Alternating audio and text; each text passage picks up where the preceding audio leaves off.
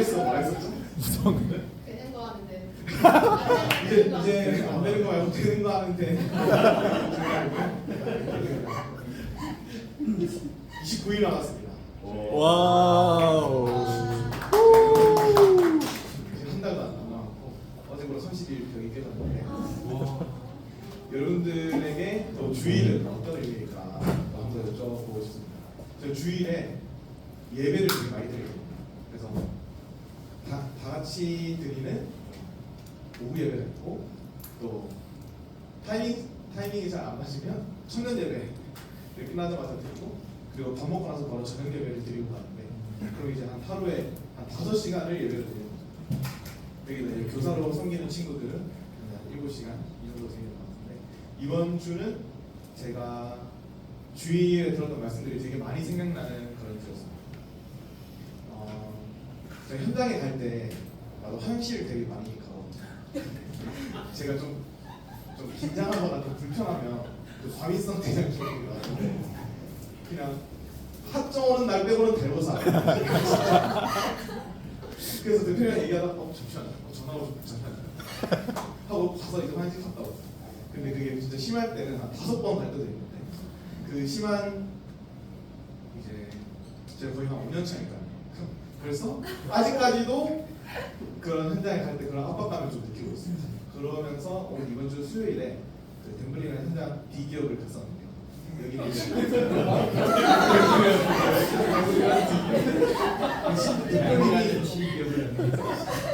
대표님이 저보다 나이가 어리세요. 고등학생 때부터 창업을 하셔가지고 창업하신 지는 이제 8년 차 넘어가시는 그런 분이십니다. 되게 실력 있으시고 또 뾰족하시고 요구하는 게 되게 많으시고 그래서 그때 갈 때마다 뭔가 압박감도 많이 느끼고 그 날에는 이제 클로이랑 같이 갔었는데 되게 갈 때도 부담되고 전날부터 또 잠이 안 오거든요. 그 전날에 또 네이션A 레이너가 오케이 도쇼 그래서 그때도 잠을 잘 못 잤는데 그 다음날 계속 잠을 잘 못 자고 새벽에 한 3-4번 깨고 이 현장에 대한 압박이 좀 있어가지고 그러면서 갔습니다. 근데 대표님이 딱 만나자마자 하시는 말씀 근육수도 잘 안 나누시거든요. 빨리 볼로 뭐 이런 스타일이신데 이제 세인님과 정신 상담을 좀 해달라 하거든요. 그래서 간지 들어가면 간지 경영 진단으로 직원들 상담하는데 그때 직원들이 뭔가 힐링해주는 상담이다라고 서로한테 저를 얘기를 했나 봐요. 그래서 상담 갔어요? 막 이렇게 소개를 했는데 저는 그걸 모르고 이제 뭐 상담이라 얘기하시는데 상담이요? 그 세인님 보고 이제 좀 힘든 상태다라고 말씀해 주시고 맥락을 좀 설명해 주시더라고요.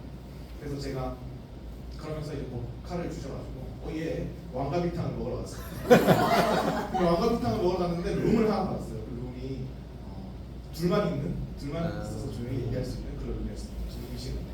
그래서 얘기를 하다가 최근에 그분이 코파운더로 6년간 함께 경영을 하신 분이었는데 최근에 그분의 팀으로 또 새로운 리드가 왔어요. 그래서 이분은 영국의 옥스퍼드 출신의 토스의 프로젝트 오퍼레이터, 엄청 프로젝트 오퍼레이터 되게 오래 하신 분이었습니다. 그래서 그분이 오셨을 때 이제 본인 위치가 좀 바뀐 거죠. 그래서 어떻게 보면 리드하는 자리, 숫자를 알려주고 끌고 가야 되는 자리에서 이제 피드백 받는 자리, 그리고 훈련 받는 자리로 간 거죠. 근데 그분의 삶이 거의 일이 힘드셨어요. 그래서 되게 강인한 분이라고 생각을 했었는데 대표님도 지금 완전 꿈을 하시고 또 땅을 지금 공부를 파고 계시다라는 말씀을 하셔서 제가 잘 만나보겠습니다 하고 커피도 맛있게 먹어야 가벼운 마음으로 갔었거든요. 생각보다 얘기하시면서 우시는 거예요. 엄청 우시면서 저는 이제 갈비탕 먹는 속도를 조금 늦추면서 괜찮습니다 얘기를 좀 들어드리고 이제 본인이 이제 다시 밥을 드시기 시작하시더라고요. 근데 그때 딱 하나님이 뒤통수를 탁 때리시면서 밥이 아니고요. 제가 대학생때 CCC라는 동아리를 해서 그때 노광근도 점심시간마다 하면서 사용리를 다 배워서 갔었거든요. 그때 이제 사용리 해가지고 선생님 하나님이 선생님 정말 사랑하셔요. 에스님 정말 사랑하셔요. 말씀을 드렸습니다. 그리고 나서 이제 왜 하나님이 정말 사랑하시는지 예수님이 우리 죄를 위해서 십자가 못 박혀 돌아가신 이유가 뭔지 그리고 하나님을 믿든 안 믿든 저와 선생님을 똑같이 하나님을 사랑하시고 그래서 저도 선생님을 사랑한다 이런 말을 했는데 그때 엄청 펑펑 우시더라고요. 그래서 이제 그 이렇게 여는 책상 밑에 여는 휴지 다 섞이긴 했는데 이렇게 펑펑 우시면서 그럼 우리님은 종교 때문에 이런 것들을 극복하신 건가요? 이제 제 장교 시절에 비슷한 상황이 좀 있어서 그 얘기도 하고 했는데 이제 유일한 평안이나 우리 마음의 화평은 하나님으로밖에 못 얻는다. 그리고 철학자들이 말하는 수많은 것들도 결국에 우리 그 기준이 우리한테 돌아오면 자기 혐오로 기결된다. 이런 말들을 되게 많이 했었습니다. 그래서 그때 그 선생님 정말 하나님 선생님 정말 사랑하세요라는 말을 듣고 그 우는 모습을 보면서 아 내가 이런 일을 할 수 있으면 참 감사하다. 또 그 기업에게 기여할 수 있는 일, 또 영혼을 살리는 일을 할 수 있으면 정말 감사하다라는 생각이 들었고 그날 이후로 다시 광역선택한 쪽으로 갈 생각 안 했습니다. 네, 그래서 또 다음 주에 또 발생할 수 있어요. 그래서 정말 귀한 이력 그때는 너무 뜨거워가지고 밤에도 계속 귀가 뜨거운 거예요. 우리가 그 사명감이 충만해가지고 아 정말 이런 일들을 할 수 있으면 내가 다른 일도 많이 할 수 있었는데 아니면 전혀 안 하고 군대에 계속 있을 수도 있었는데 하필 날 이 자리에 부르셔서 한 영혼에 대한 그 모습이 주님이 얼마나 나를 아끼시는지 또 그 사랑을 제가 먼저 드리는 시간이었습니다. 그래서 그 한 영혼에 집중하는 것이 얼마나 귀한 것인지 알 수 있었고 또 한 가지 에피소드가 되는데요. 이번 주 말씀 중에 베드로전서 3장 15절에 너희 이걸 했네요. 그래서 제가 주인 말씀에 생각났던 말씀이 너희 속에 있는 소망에 관한 이유를 묻는 자에게는 대답할 것을 항상 준비하되 온유와 두려움으로 하고 라고 했는데 어떻게 보면 제가 좀 예민했던 그게 복음을 전해야 된다는 의무감이나 압박감도 있었던 것 같고 또 그 기업 잘 되게 해야 된다는 생각도 있었던 것 같습니다. 또 두 번째 에피소드는 일단 제 신혼집이 잘 해결됐습니다. 박수 부탁드립니다. 그래서 지난주 화요일 날 예진아 씨가 먼저 들어가서 살고 있고 그 이제 나는 언제 들어가는 거야? 집도 지금 월세 나가고 있고 잘못하면 이번 달만 월세가 200만 13개니까 그래가지고 와 이거 장난 아니다 하면서 내 방을 빨리 빼야겠다 라는 계획을 했습니다. 그 집주인분이 제가 집주인분한테 그 명절 때 이럴 때마다 어머니 잘 지내시죠? 막 이런 되게 좋아하셔요. 그래서 제가 사정을 말하니까 바로 구해준다 이렇게 말씀하시고 또 가구도 빼야 되는데 갑자기 당일날 가지러 오겠다는 사람이 있더라고요.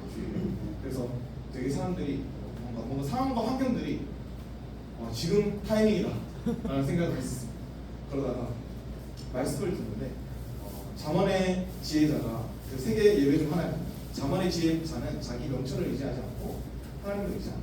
그래서 사실 우리가 흔히 듣는 말이 하나님의 너의 선택을 존중하셔 이 말을 듣는데 이 말은 사실 좀 비약이 있고 반쪽짜리가 맞는 거예요. 그 선택을 할 때 그 선택의 순간에 하나님이 있었는가 또 얼마나 하나님을 알고 그것을 중심으로 판단을 했는가에 따른 선택을 존중하시지 그냥 내가 하는 행동 모든 선택마다 존중하시지 않는다 이런 얘기였어요. 근데 그 얘기를 듣는데 갑자기 제 결혼이 3월 15일인데 지금 이제 한 달 정도에 합가하는 거에 대한 디톡스를 하는데 또 다 맞으셨어요. 그래서 나는 이제 결혼 예배가 중심이고 그것을 기준으로 하고 싶은데 또 상황과 환경이 이제 지금 오늘 짐 다 가고 다 가지러 온다는 사람들도 있고 집주인도 이제 부동산이한테 얘기해서 2월 오늘입니다. 2월 14일 날 빼주기로 했었는데 그걸 취소해야 되나? 라는 생각이 또 든 거예요. 그러다가 이제 결론은 취소했습니다. 그래서 그날에 다시 어머니 제가 한달동안 더 싸게 됐어요. 좋다 하면서 3월 15일부터 구입하시고 심지어 제가 3월 15일 결혼인데 3월 14일 날 방 빼는 거죠. 딱 하루 전까지 끝까지 살고 결혼 예배 같이 드리고 이렇게 하기로 했습니다. 그러면서 드는 생각이 내가 너무 바쁘니까 내가 하고 있는 생각이 지혜와 명철인 줄 아는 그리고 하나님 이런 타이밍 허락하시죠. 주님이 허락하신 겁니다. 땡큐 하면서 이제 확증 편향에 시달리고 그런 상황이 있었는데 그게 아니라 정말 내가 이 선택을 할 때 하나님 기뻐하시는 행동인가 돌아보게 됐습니다. 그래서 우리가 가는 게 어떻게 보면 공동체가 제가 빌라로 이사하는데 그 빌라에 가는 겁니다. 그래서 우리가 가는 게 정말 군일수가 되게 하자는 생각이 있었어요. 그래서 이제 예진아 씨가 부활절이랑 크리스마스 때마다 그 회사 사람들한테 계란이랑 선물 사고 손편지를 써서 다 돌리는 거예요. 근데 그게 생각이 나서 우리가 떡을 돌리자. 근데 떡을 돌릴 때 같이 말씀을 넣어서 돌리자. 그 말씀을 넣어서 돌릴 때 이거 손편지 쓰면 더 좋지 않을까? 라고 해서 예진아 씨가 떡 주문하고 상자 안에 넣고 손편지 써서 저는 일하고 있어가지고 네. 그렇게 해서 준비를 했고 다 같이 예진아 씨 입주인 날 제가 퇴근하고 가서 그 빌라 주택 사람들과 주변에 같이 살고 있는 그 주변에 살고 있는 목사님과 간사님들한테 예진이가 먼저 입주해서 떡 드린다 이렇게 하고 드렸어요. 근데 그 일들이 있고 나서 제 마음이 되게 평안하더라고요. 그냥 뭔가 되게 쫓기듯이 현장도 다음 주에 해야 될 게 너무 많고 그 생각하면 갑자기 화장실 가고 싶고 근데 지금 또 신혼 여행도 해야 되고 집도 정리를 해야 되고 또 돈 쓰니까 당근으로 가구 드려야 되는데 가구 용달 아저씨랑 일조도 맞춰야 되고 교회 성진도 해야 되고 너무 많아서 이게 뭔가 내가 하던 대로 해야겠다는 압박이 되게 심한데 그 와중에서 하나님이 나에게 하시는 말씀은 뭔가 것들을 돌아보고요. 그래서 첫 번째 에피소드에서는 결국에 내 눈앞에 있는 한 영혼에게 전하기를 열망해야 된다라는 것. 두 번째는 내가 어떤 판단을 할 때 그 중심이 하나님이 되어야겠다는 생각을 했습니다. 그래서 또 여러분들 우리 삶 속에서 또 한 영혼을 귀히 여기고 그 영혼을 사랑했을 때 그런 축복을 많이 누리시고 그 과정 중에서 하나님 중심으로 또 판단하시는 여러분들이 되시기를 기도하겠습니다. 감사합니다.